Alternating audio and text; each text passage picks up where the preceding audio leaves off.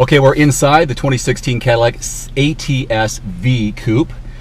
In the co-pilot seat here is Mr. Steve Martin, and you're going to give us some other details that I don't know yet about this because it's my first time in it. Yeah, the 2016 Cadillac ATS-V is our first real foray into the luxury compact sports sedan segment. And so it's pretty awesome that we can come out of the gate swinging for the fences and produce a car that's receiving accolades to be the best driver's car, you know, in this segment right out of the gate.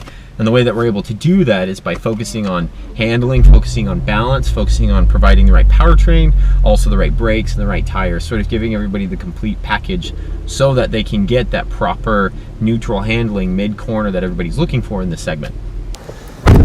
So push button start is right here. Beautiful shiny center stack, automatic transmission.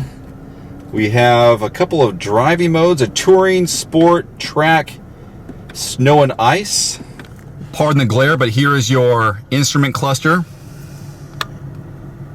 Got some good information there in the center. Talk shows your radio, your speed, main dial in the center for speed, RPMs on the left-hand side. The glare's got me too. Steering wheel mounted controls, audio for the stereo here on the right-hand side. Looks like that changes the channel. Over here is where you have your cruise control. Is that right? Yep, cruise control. There looks like they have some kind of adaptive cruise control, or at least some stoppage issues there. Oh, collision alert, that's what that is there. There's your cruise control, these two buttons there. Bluetooth, traction control on and off right here on the steering wheel. That's kind of nice. So under the hood is a 3.6 liter twin turbo V6, made it to an 8-speed automatic transmission, 464 horses and 445 pound-feet of torque. Now you were talking about weight distribution and how they've adjusted the engine compartment. Talk more about that and how it's a good balance.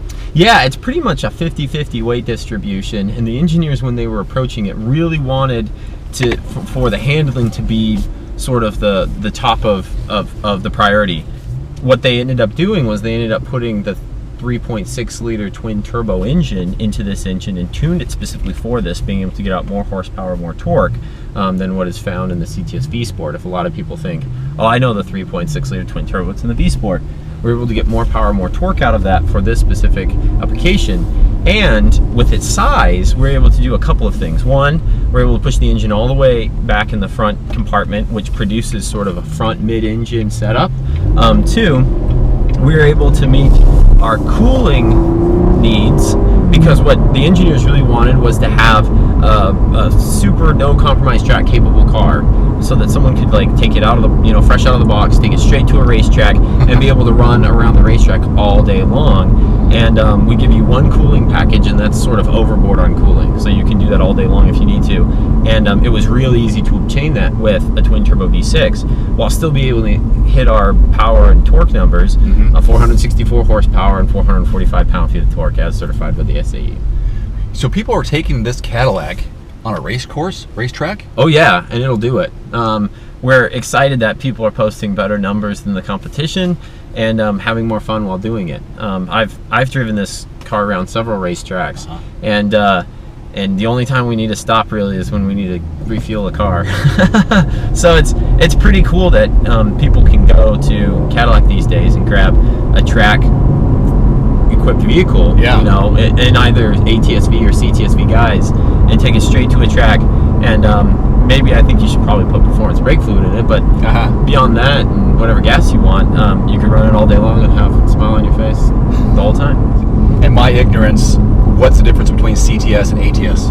So the CTS is the mid-size offering, so it's a little bit larger. It's still built off of the same Alpha platform, but a little bit larger, and it has a lot more power and torque because in it is the LT4 V8. It's supercharged and it produces 640 horsepower. Wow. And just about as much pound-feet of torque. It's got it accelerates all day long.